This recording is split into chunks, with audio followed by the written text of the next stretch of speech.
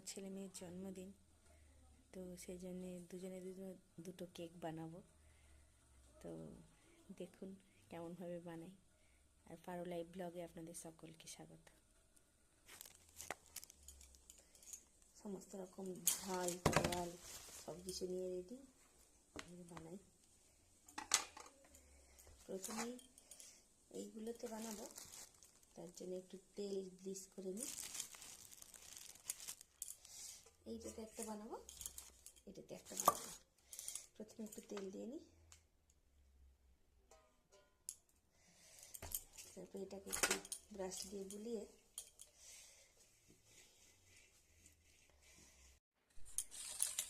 চিনিটা দুধের মধ্যে মিশিয়ে নিয়েছি। এবারে দেবো একটু সাদা তেল।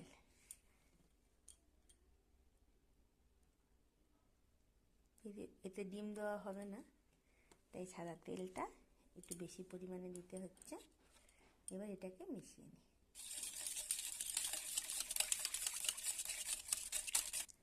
এই দেখুন হয়ে গেছে। বলে যে জলে তেলে মেশে না, যেখানে অনেক কষ্ট করে মিশিয়ে নিয়েছি ফেটিয়ে ফেটিয়ে। এইবার এর মধ্যে গুঁড়ো জিনিসগুলো দিয়ে দেবো।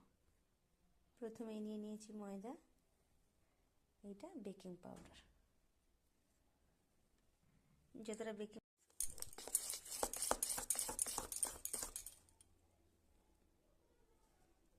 ব্যাটারটা এবারে ঠিক আছে।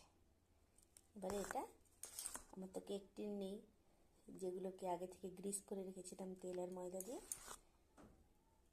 সেটাতে দিয়ে দেব। এখনও দুটো জিনিস দিতে বাকি রয়ে গেছে। যেহেতু ডিম নেই, তাই এই সুন্দর গন্ধটার জন্য এই দারচিনি গুঁড়ো করে দিয়ে দেবো। মিক্সচারে একটু গুঁড়িয়ে নিই,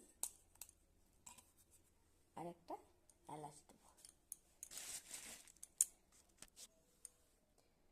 গুঁড়ো হয়ে গিয়েছে, এবার এইটাই একটুখানি দিয়ে দেবো।